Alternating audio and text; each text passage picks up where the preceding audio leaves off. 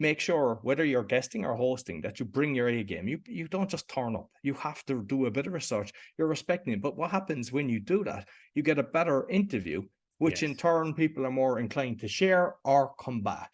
And I think that's the most important thing then. Hi, and welcome to Helping People Perform, the podcast that gives you fascinating insights into those people whose chosen vocation is to help others perform at their best. From consultants to teachers, sports coaches to financial advisors, all of my guests share a passion for getting the most out of individuals, teams, and organisations. Enjoy the episode. Hi everybody, and welcome to another episode of Helping People Perform. Delighted to be joined today. We have someone whose podcast I've been on previously, and delighted to invite him back on to my show and hear all about the great work that he does. We have the Podfather. We have Roy Coughlan, who is a podcast coach, and I can't wait to hear about everything that you do, Roy. But before we get kicked off, can you tell us a little bit about your background in terms of what got you to where you are today? Sure, and thanks very much for having me on your show, Paul. And just for those listening, it was 234 that you were on my show, and you shared a load of gems on that. So it was the speaking podcast. So yes. I grew up in Cork in Ireland, which is in the south of Ireland. It's kind of like the biggest area in Ireland, the second in population. Studied construction economics, worked for company for about 12 years. I was always a kind of serial entrepreneur. So at 9, I was actually going around washing cars, delivering leaflets. 14 or 11, actually, I was delivering newspapers. So I done that up to college. With the money from that, at 14, bought a lawnmower, used to go around cutting grass, and then I'd have people helping me. I'd go, okay, a third for you, third for me, and a third towards the equipment. It's kind of making sure that I got a bit more for my effort going in. And then buying and selling motorbikes at 18, and so the entrepreneurial spirit was still in me when I was kind of, working for a construction company doing mechanical and electrical engineering. Right. And I set up a web company during that, and then later kind of started dating a Polish girl. So that's how I went to Poland. It wasn't moved at that stage. It was just kind of visiting the parents, got, property. I said, oh, this is cheap, because I had a few properties in Ireland and started investing. And then I set up a company, kind of foreign properties, Polish properties for foreigners, and ended up having a load of Irish, English, and American clients. And the relationship broke up, but we still kind of, kept going. And I was after buying commercial, big sites to build apartments and everything. And basically, my ex-partner tried to take everything and said, I've got my own company. And I was like, oh, so I had to move. But sometimes, it was like giving the high five to the Polish that were heading to Ireland and England. They were all going in that direction, and I'm going the other direction. But the economy tanked, as it kind of probably did in England as well. At one stage in Ireland, they were building like 90,000 houses, and it dropped to 4.5, and plus everything else. Like, we were working for like the likes of Johnson & Johnson, and doing installations and things like that. So all that stuff kind of stopped. Right. So it was probably a good thing. So I was doing very well. I had a lot of syndicates, and when the crash happened, it wasn't too bad. It took a bit later to kind of cross the pond. Right. And I was in syndicates with people that were very wealthy. Like, some of them had loads of properties. They were worth like 20 million. Yeah. I had made my first million. And with all the things I was doing, I was looking to make 5 million. They started losing things. And I thought, this is only a short-term thing. This is going to come right. It didn't come right. So I started reinvesting in a lot of the syndicates, thinking, look, I'm putting this in. It's at a certain rate. Yeah. If you pay me, grand, I just take out my money with the interest. They never came right. So next day all came tumbling down. And in England and in Ireland, a limited liability company is kind of like, oh, lesson learned, let's move on. Right. In Poland, I was the president of about 10 companies, and you're personally liable. Oh. So instead of making 5 million, I was personally liable for 5 million euro. Oh, wow. And lost everything, lost my 3 houses in Ireland, my personal belongings, lost all the stuff I had in Poland. But through that, saw so much corruption. It was like the bailiffs were bribing people in the room. They were working with a valuer to half the price of a project. And it was like, this is really bad. Seeing courts, seeing everything, the banks, so much corruption. And I went to an event a few years later, cleared the decks. It took me a few years. It was a hard time, but what can you do? You just kind of head down and get things sorted. And the event was, what's your quest? And I was like, I need to have a mission in life. I want to expose this, because so many people throw in the towel, or they break up relationships and everything. And I knew it was orchestrated. It was like, when you go deep down, they were throwing money at people. Right. And like, because I was building apartments as well, I built 30 apartments. I had a friend, they had one property. He was a university professor. His wife was a solicitor. They had 50% money for the next property, and they couldn't get a loan. So at one stage, you just needed a pulse, and they were giving you money. Right. Yeah. To then not give them money. So they turned off the tap. So that's why everybody kind of fell down. And there was kind of people thinking, oh, that's greed and everything. No, this was all orchestrated. So I said, I want to expose that. That was the first thing. Right. And when I was at the event as well, there was brilliant speakers, 2 brilliant speakers. And I was like, I hated public speaking. So even when I worked in Ireland, the one time that I used to have trouble sleeping at night was when the next morning we had the meeting. I was running like 5 and 10 million pound projects, and just sitting around the desk with, the client, the architect, the builder and everything. My voice just go. And even when I was young, I was so shy. Like, if I went to the shop, I'd give my friend the money. When I was 18, when I went to the bar, I wouldn't go up to the bar. I'd give my friend the money for my round. It was like if I go back in time, I'd slap myself in the head. Like, it's just, so I was like 45 and went back and said, I'm going to overcome this and learn public speaking. So I went to a Toastmaster, but of course, did I go on my own? No, I was too shy to go on my own. Brought 2 friends, and they were like, oh, this is great, but we don't have time for it. And I was too shy to go back on my own. Right. But they were opening a new one a few months later, and I said, I'm going to this because everyone's going to be new. As it turned out, they weren't. There was like half were existing Toastmasters, that former club. The others were new, and I just joined it. And basically they said, hey, will you do a speech next week? I thought that was normal, just agreed to do that. And I just went head on, went back and joined the other club as well, formed a club, entered every competition I could think of, done an open mic, done an open TEDx. I got into the final of 5 countries, became a DTM, which is like kind of the top thing after 3 years, which is kind of unheard of. Like, it's rare that you get. And I just went from one extreme to the other, that I could go on stage and just not be afraid. I mean, there's always something there, but once you're prepared, you kind of the energy and everything. But it's like, I don't fear it anymore. And I just kind of, it's a lesson for a lot of people, because we condition ourselves to say, I'm shy, I don't like public speaking. Yeah. Instead of changing it to, I need to be public speaking. Because even if you're working, if you're an employee, the best people that get promoted, like, they're not necessarily the best employees. No, the ones most of the time, the people that were very good at work, they just keep their head down and they don't like to be standing up. And it's the guys that maybe are 20% performers, because they can, talk and everything. They get the promotions. Yeah. So I tell people, no matter what age you are, don't ever tell yourself a story, because you can change. You can start reading books, looking at TEDx and everything. So that's how that went. So getting into the podcasting, I know it's a long-winded story, but it's all good. I went to another event, and it was like how to start a podcast. And I used to listen to podcasts, but never even thought of doing it. And I was like, okay, this is interesting. So it was nearly a day listening to this. And I said, I can do this. And it was always about kind of the exposure and everything. But I thought, okay, I need to be careful with this, because I knew, like, for example, I had written a book. I said, I'll write a book, got the book done, gave it to about 20 people, didn't release it, but printed it. Right. And 10 of them said I'd be whacked for what I was exposing. So I was like, I need to be careful here. Like, I don't need to get this out. So I basically said the speaking podcast is a good one. So I started with the speaking podcast because I had got into the final and I met people all over Europe. And then I just started interviewing people, I think about 40 countries. It's probably more now, but I mean, you lose count of this. But I remember there was like, which is great. Like, you're dealing with people in India, with, Canada, anywhere.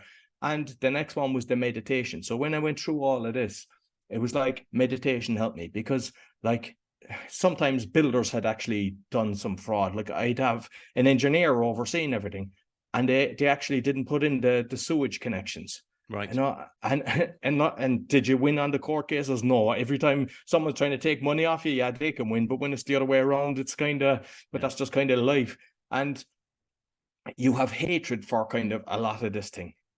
But the thing is, it's within. And I like the way I'm saying this as well. This is in any business you're doing as well, because whether it's in relationships or any partnership you've ever done, you kind of hold a grudge.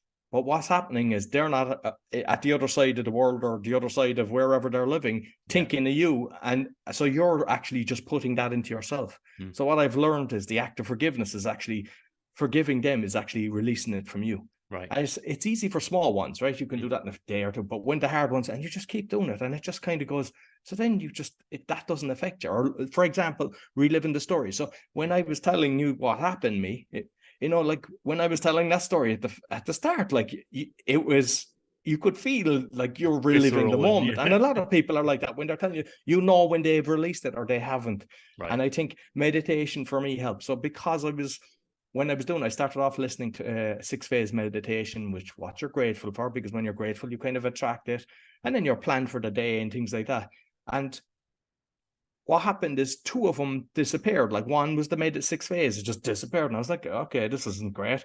And other ones I was listening to became paid. And when you lose everything, you're watching every penny. So I said, I'm going to create this. So like all my podcasts are free. It was like, I'm creating a meditation because I know people all around the world. I've got meditations from 1 minute because people say, I don't have time to meditate, to about 2 hours. Plus I've got interviews with people. So that was the next one. Then there was to learn Polish. So I moved to Poland. In other ways, some people are brilliant at languages. Yes. I'm not one of them, right? So my brother moved to Holland. He was fluent in like 2 years. My mom came over to me at one stage. I was about 7 years, and she had, like, I was ordering a vodka, and I ordered a vodka, which is a beer. And she's looking at me. She goes, like, you're 7 years here, and you can't even order a vodka. So like languages was a hard thing for me. So I was doing Rosetta Stone. I don't know, are you familiar with that? Pims or not, these things. I was like taking classes. Like I was taking classes when I kind of moved out first. And I used to be doing, because I was running so many companies, I used to be doing it after work, and I was kind of exhausted.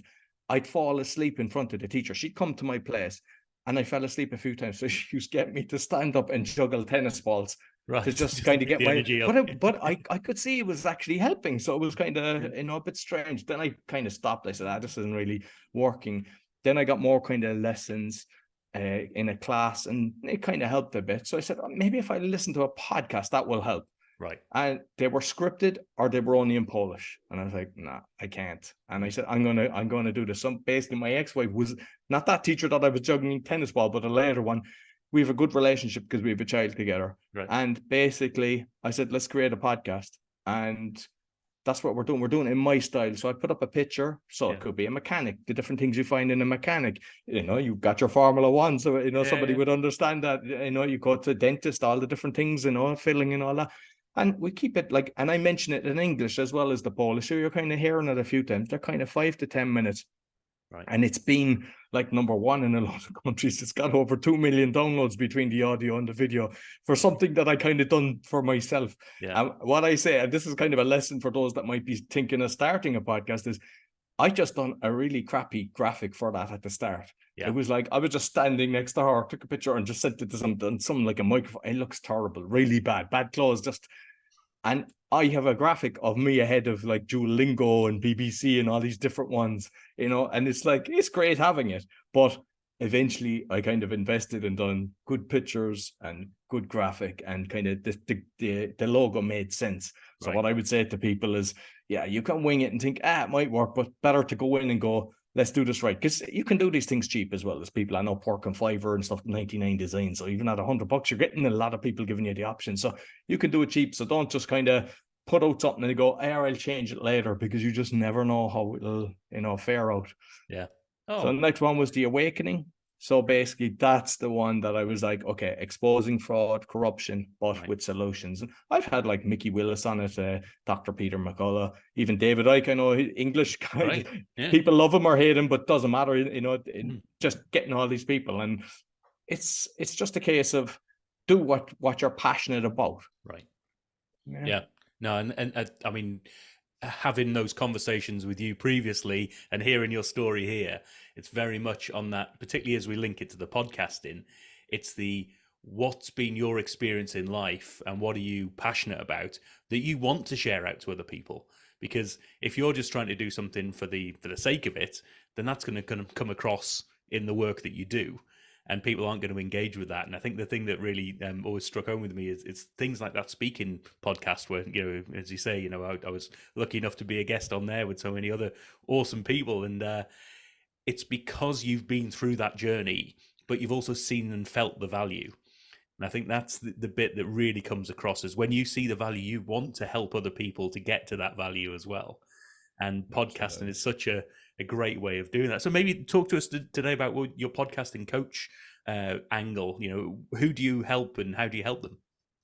I'll tell you why I started it first of all is when I was in the Toastmasters, I started doing a load of kind of speeches on that, and loads got started, and not people would come to me, and I'd help them all. I spent hours helping people, and I was like, they wouldn't buy a beer, like, and I was like, and then I had people outside that I'd met in different things. It was like, hey, you're a podcast coach, I let you coach me, kind of thing, and it was like for nothing kind of thing, and I was like, I felt I wasn't being appreciated for the skill set that I got, and like, you know, basically now 4 of my podcasts have got into the top 0.5%, and the 5th is at 1%. I don't think anybody's got that, like, you know, only like they might have clients that they've got out doing that, but them themselves. So they knew I kind of knew what I was doing, and I just said, no one's respecting my time.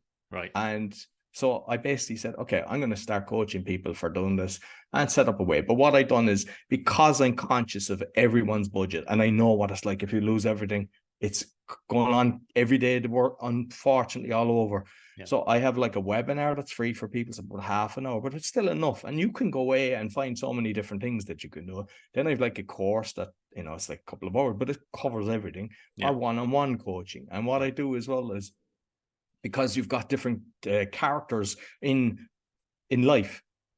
Like some people, they want everything perfect, and they like, we get the logo up, but that takes a week, and they want to get everything.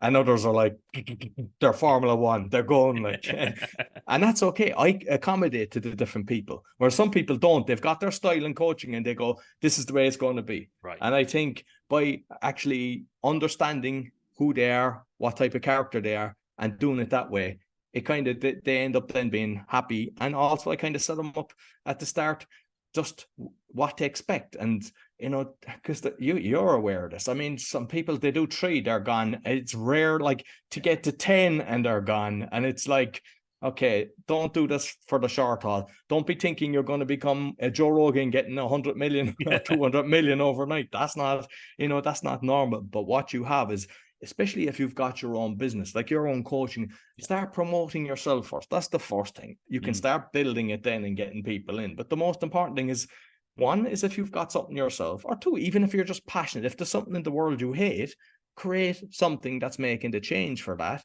and make it the passion. Because once you love it, it's not work. I mean, you know, from interviewing people, like you have some fantastic conversations with people. I've changed my life based on listening to people. I get information, I go, I didn't know that. I go away and start researching it, get a few books, and I'm like, whoa, I was lied to, and now I need to change my thought process on that.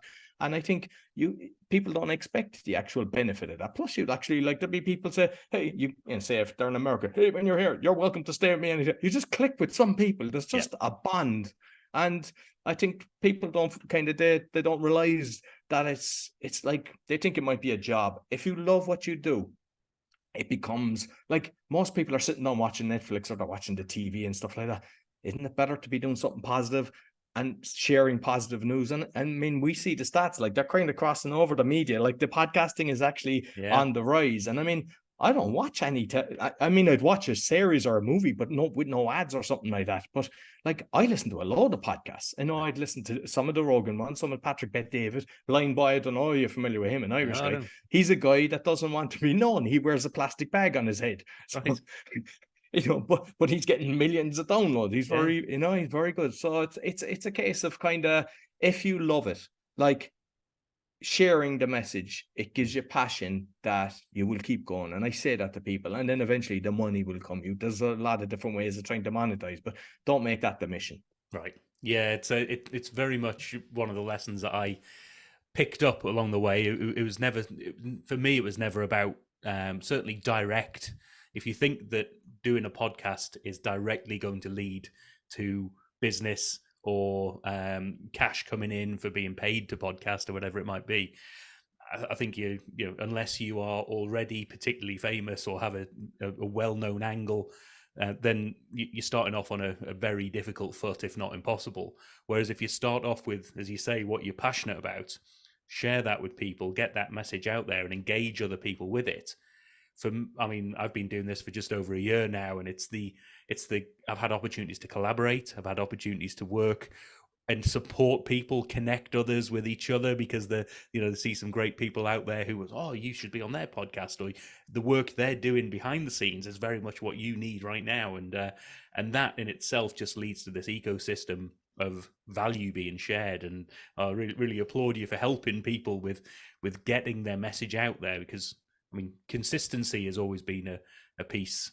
As you say, 2-10 podcasts and most people are out. Whereas if you can just... I do that a week. So could you give us a couple of examples of some of the podcasts that maybe you've, whether people have heard of them or not, but something you might be particularly proud about in terms of how you've helped them to progress and move to where they are? Like some of the clients, is it? Yeah, or types of clients, if you don't want to name names, but if you want to promote their podcast on here, go for it. I suppose Ideas and Leaders, that was one of them, Elena Paventa. So she was doing kind of like, she does the TEDx Women in Warsaw. She's been like the top director in the 5 countries for the Toastmasters and everything. And she had formed that club that I joined originally. So I just had a good relationship. And I know she's getting a lot of clients. I don't know, I mean, I haven't checked it for a while, but it's like she was in the top kind of 5% or something like that, and just doing well.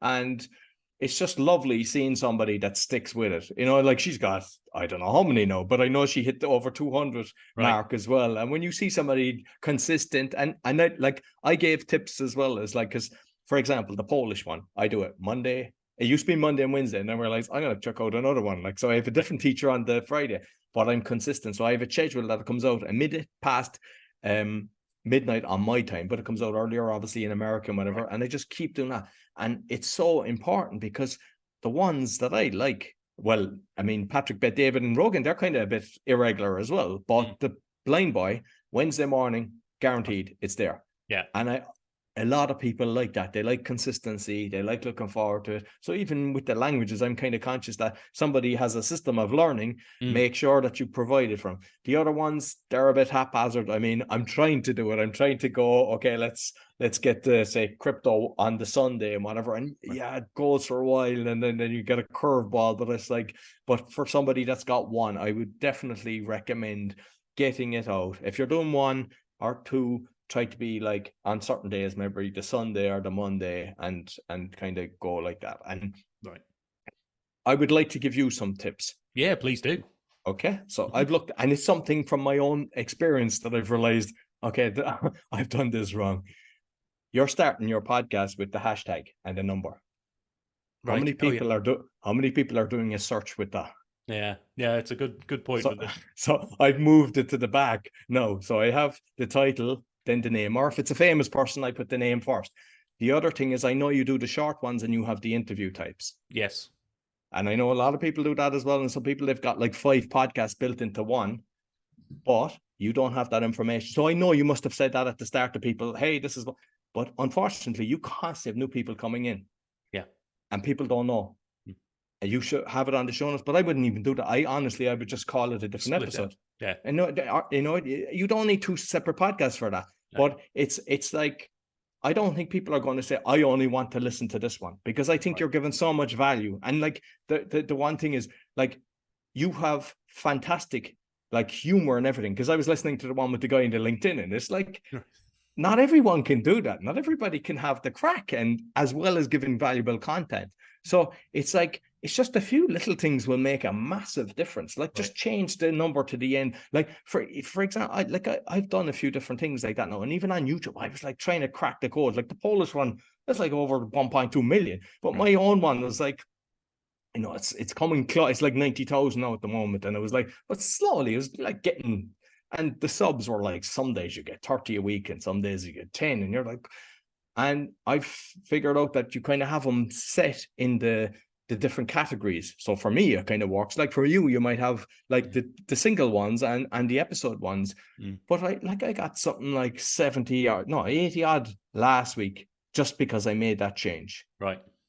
And if that's consistent, these small little things. The other thing is, like, I have a schedule. So I put it on Rumble, I put it on BitChute and YouTube, and there's about 5 gazillion other ones I tried with a few, and I look and I go, okay, it's got 3 downloads or 4 downloads. That's not worth my time putting down the thing. But when I'm, for example, like I put up the Polish one today, the episode goes out first, but I do the video, and all I do is I'm like just cutting and pasting from the audio file from the one that's gone up on the 3 at the same time. And it's less time for me, and then just press the button and then do the sharing. So the other thing is, a lot of people, they spend a lot of time researching. I mean, I know you do that as well. I know that you've gone through. I mean, you see when I was doing it, you look at my profile, I looked at yours. So exactly. I know you've done your homework and even asked me the questions prior to recording.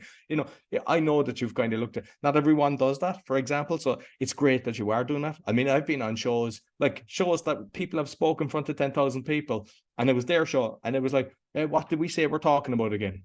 Right. But I know when I'm coming what they're doing and what we had agreed. And I create I've got a notepad for every podcast, but also for if I'm guesting. Right. And I've got the information of you on it. That's why I knew it was 234 on the thing. So, I didn't say I didn't know were you going to mention that. But I mean, and it's just like I bring to so for those guesting as well, don't just turn up, because a lot of people just turn, like you didn't do that to mine either. When you came, like we had a fantastic conversation, because you didn't just turn up and go, hey, what's this about? Like, you knew what it was about, and you knew, when we were connecting. So make sure, whether you're guesting or hosting, that you bring your A game. You don't just turn up. You have to do a bit of research. You're respecting it. But what happens when you do that? You get a better interview, which in turn people are more inclined to share or come back. And I think that's the most important thing then. Yeah, definitely. I mean, and really appreciate those tips, by the way. I've made some notes there, and I'm going to go back to this record and make sure I haven't missed out on any of those. But it's often those little things, the titles of your shows, getting those right. How do you help people, firstly, to find your podcast, but then to engage with it and find the right bits that are valuable to them? So you've given me some real food for thought, and I'm going to look out for some changes that are going to be Roy based off the back of this. And another one is, say your things at the start. I'm going to say no. Make sure you give Paul a 5-star rating and a review. Right. So if it's Spotify, there's 3 little dots. Most people go, I don't know how to do it. There's 3 little dots. Rate this show. You can't give a comment, but you can give the 5 stars. Just do that now. Pause it. Go in and do that. Then go into Apple. You obviously have to listen to the show before some of them allow you to do this. But basically, you go in, give a 5-star and your comment why you like it, and also just share it. Doesn't cost you anything, but if you're getting value from Paul, just do that. But what I would suggest is, for yourself as well, and any of the other podcasters or potential podcasts, make sure you do it at the start as well. I used to do it. I do it at the end, but I tried to do it at the start as well, include it in the clip, because it's a lot of people, once they know the guest is leaving, that's gone, and they're on to the next one. They don't even get the end where you're actually saying what you're doing, which is important, because they've just listened to a full podcast and they've enjoyed it. So you should put it at the start as well. Or if you can do it mid-clip, it's probably even better. I don't, because there's so much time to be kind of making sure you find the right spot. But if people can do that, I would even say, start or mid-spot as well. Make sure that you actually tell people who you are, what you do, and to rate you.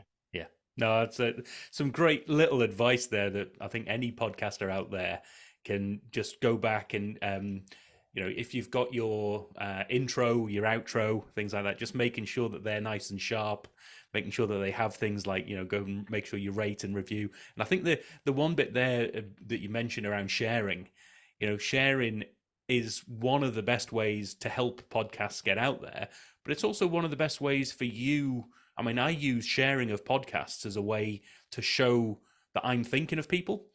It's a great way of connecting with other people in your network and saying, oh, I just saw this amazing episode on Roy Coughlan's show, that I really think you should listen to. And if you like that, you'll probably like the rest of his stuff. So, and here's a link, and that's it is amazing, because it gives that personal sort of, not guarantee, but a recommendation off the back of that to say, I found value. I think you'll find value. And that, for anything, is a great way of connecting with people, with podcasts or otherwise. But it's some great little nuggets of wisdom there, Roy. I really appreciate those. And just like, I bet you this is something now you probably haven't done, and it's something I've done from because I know that I've got like 1,500 5-star ratings on The Awakening and The Speak. It could be more now, because it's hard, because it depends on the country you're looking at. Because sometimes Apple just show you Poland, but there's times you can actually see them all. Like, have you got your wife and your child to actually give you a 5-star rating? Have you got all your friends and your family? Like I sold a property one time in Poland. I was walking back to the car park with the guys, and they were like, "What do you do?" I got the two of them to stop and give me a 5-star rating. It helps. It makes a difference. And like when I started off as well, I was like, I want to get into the UK. Who do I know in the UK? I'd reach out to all of them and I go, "Hey, please listen to this, review and rate it for me." And because I'm always helping people, I mean, I'm never kind of, I'll always, anytime someone reaches out to me, I'll do, someone say sub to my YouTube channel, no problem, I'll do it. And lots of them were like, "I like this," and they're still listening to it. Yeah. So, don't be afraid to do that. Some people exactly. are too kind of shy, or they think, "Oh no, I'm being like, what are you doing?" You're asking them for like a minute of their time to just give it a review. And it just helps because it puts up the algorithms, more people will see it, gets you up in the, into the top 10%, and listen score and stuff like that will, people are listening in. It all adds up. Brilliant stuff. So Roy, how do you keep on top of your game? What are some of the things that you do that keep you performing at your best? So from the start, I have an Excel sheet with everything that I'm doing. So it became like the one podcast, and now I'm actually working on the 6th one as well, like, which is actually helping people the podcasters to stay in the game, kind of 5-minute kind of thing, Right. just to, so that'll be launching soon. But it's like I have the number of shows and the downloads, and I'm just constantly updating it. And then I've got the Rumble, I've got the BitChute, I've got the shorts as well, what the shorts are doing. And I'm tracking that at least daily, if not a few times daily. Right. And I go, something's up here, this is down a bit. Oh, I forgot to share it here. And for example, like most people, they're spending so much time, but they're not spending time on the marketing. You have to do it. People think, I'll post it on Facebook. It's good to go. Everybody will come running. Yeah. The way the algorithms work now, and I look at, I've done over 1,200 interviews. I look at I go through their all social media, and it doesn't matter how many people are connected on Facebook. Most people, even myself, 1 or 2 thumbs up, whereas before it used to be a lot more. Now it's sponsorship.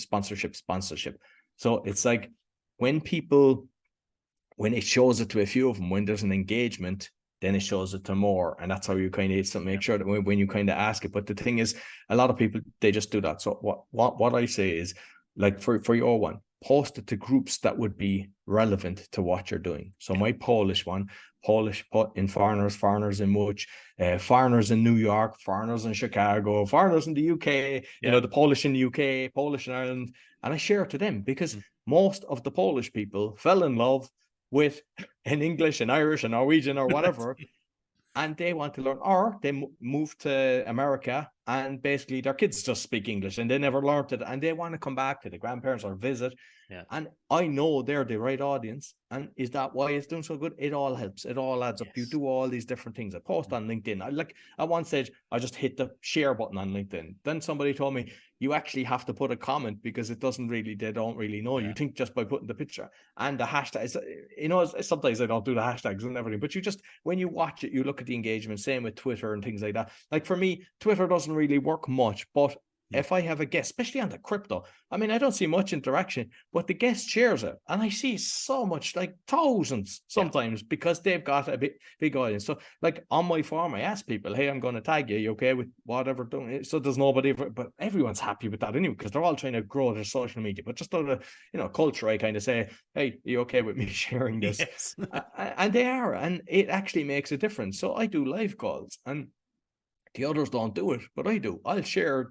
And I actually re-listen to the live calls and I'm making my show notes. The others aren't doing that either. So I say, this is what we discussed. So when I post it, I'll say the name of the show with the guest.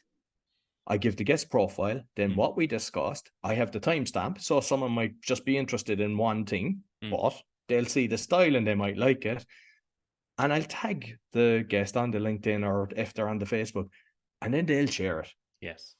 And it's just all, like, they're all simple things, but it's simple things most people don't do. No. So when you ask me, like, what do? I consistently track everything. And by just, like, say the pod page, I have a website that I now ask the guests to fill in their profile. Some people think it's weird they don't do it. And it's like, you're missing out here. Because no, when I put it up on the web page, there would be like, say you were on, I can even do it with your one from past because I didn't have that before, but it'd be your picture, all your websites and your bio. So when they go in, at the top, it says guest profile, you click on it, brings it down to that. And it's just like that extra thing. So the people that do get it, and I share that, there's very few that are actually doing something like that. So the chances of them sharing it on their platform, because especially someone who's doing a podcast, or some people are doing 300 podcasts a year. They're really like, they're trying to get up the charts and different things. Yeah. And it stands out when they see the difference, and you just, it's all these little things. So if you ask me, we're like, what's the main thing? There's no secret sauce. Like, there's so many ringing me and contacting me and writing books, and they're all expecting me to say it's this. Right. The thing is, one, which we said at the start, have a fantastic show that you're entertaining people. Fly on the wall is not going to fly away. He's listening, and he's enjoying it, and that's the most important. And then the other thing is just be like you've got the YouTube, but I don't know, do you do Rumble and BitChute? You've nothing to lose, and just get, like, for example, like my Polish one now hit the 100,000 on the BitChute. Like, it might seem like, compared to the YouTube is 1.2 million, but it's not as old as the YouTube one. Right. And it's like, that's 100,000. That's decent. It's hard to build. Like, you see, what happens is we all kind of look at these Jay Shettys and these big boys with the millions and millions, Mr. Beast. A lot of them are kind of, it's organized already, and they've got massive teams behind it. So if you're a one-man band and everything, just do a few and just try to get into systems. Your systems will be post, share.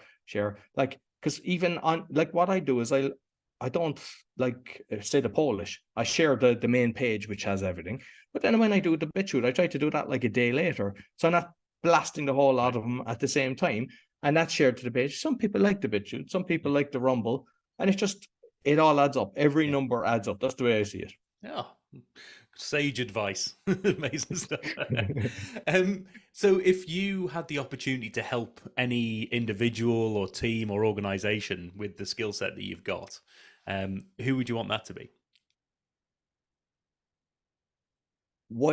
Especially with clients that I've got and everything, I love when it's like, there's one guy now that I'm working with, and he's actually alcoholic. He's off 18 years or something like that, but he's like, he's still going to meetings, helping people, and his aim is to help people with addictions. Right. And it's just, that you're helping a lot of people. And there's charities as well that kind of, they want to go out and reach their audience and tell them what they're doing, because like in my book, one of the things was, there's so many corrupt charities, and people just think, oh, because they're this and they're well known, let's throw your money to that. No, I would say be very careful.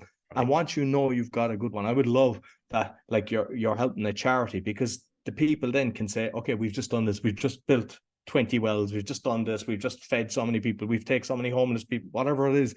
Kind of anything that's making the world better is what I love actually working with people. I think it gives you kind of hope, instead of kind of, I don't watch the BBC or RTE or CNN, because that's doom and gloom. And there's so many beautiful things in the world, and when you see these people, so for me, it's to be helping them and working with them. Oh, brilliant! I think it reminds me of a couple of different guests I've spoken to about the opportunities to leverage. It's just like, my direct skills might not be around building wells or helping people with schools or education, whatever it might be, but I've got a platform where I can share that with people and do something where my skill set allows their skill set to be exposed to a much wider audience. So you're part of something bigger than just yourself on that front. I really applaud that for you. And if you could sit down then and learn from anyone who's out there, any individual or team, and say, right, if I was to be able to sit down, have a drink, have a coffee, have a meal with these people, it would really up my game, who would that be? Well, I think that's the beauty of the world we live in now, because when you're listening to say Rogan and Musk or something like that, whoever it be, you're actually there, because it's like he's got the guy that's helping him. It's like you're him, because you don't see him, but you're just listening to the thing. So that's the one thing, is anyone that you actually like, you can go in and listen. But I mean, for me, it'd be kind of going back in time, it'd be to Tesla, because somebody that was creating like the energy and so many inventions that we're taking, it would be like, he'd be the guy that I'd like to go for a beer with and just kind of sit down, get inside his head. Okay, what's going on here? How do we do this? And yeah. Oh, wonderful stuff. And finally, Roy, I mean, there's so much stuff and amazing stuff that you've got. As you mentioned, you've got free material, you've got great podcasts for all sorts of different groups. How do people engage with you? How do they find out more? Where do they go to find out all the great stuff that you're doing? So what I've done in is like I encourage people as well, because sometimes people give all the different links and everything, and I just put everything onto one. So bio.link/podcaster, and there you find my courses, you find all my podcasts, everything I'm doing, all my social media, and just make it easier for people. And another little tip as well is I like, you actually see my QR code in the screen, so I do that when I'm interviewing as well. And what that is before people would take a picture, and you had to have an app. You don't no more. And people, even on stage, if you're a speaker on stage or whatever, have a QR code, because people, and have it going to your link that they'll find you easy. People have their own preference. They either like Instagram or Twitter or whatever, Right. or they might be just interested in, say, your course or whatever you're doing, and they'll just go to that. So instead of calling out 10 things, Yes. I encourage people to have one that kind of gives everything. Yeah. And if you want to funnel people into a certain area to expose them to everything that you're doing, because sure, there's people out there who go, oh, well, I'm interested in the speaker podcast, I'm going to go there, but actually what they don't know, the stuff you do on crypto, for instance, and that oh, while I'm there, I'll listen to some of that stuff, and I'll get a bit of interest there, and oh, that's an interesting story about corruption. That'll be so amazing stuff. So as in all my guests, I'm going to have the show notes in here. Get yourself over to Roy's website there. Go find out more. Have a look at the QR code if that's an easier way for you to go. Roy, full of wisdom, full of insight. I love the episode that we did on the Speaker Podcast. 234 was it? Remember? 234, yeah. So I'll send you the link on that as well. You can maybe put that in the show notes, because it was you shared a load of brilliant things on that as well. So really appreciate you being on the show today. Thanks so much for your time, Roy Coughlan. Thank you very much, Paul. Really enjoyed it. Cheers. Thanks for listening to today's episode. If you liked what you heard, then please give the podcast a rate, review, and share. I'm Paul Teasdale, and from sausage making to banking, oil and gas to Formula One, I help people perform. If you'd like to find out more and have a conversation, contact me via helpingpeopleperform.com.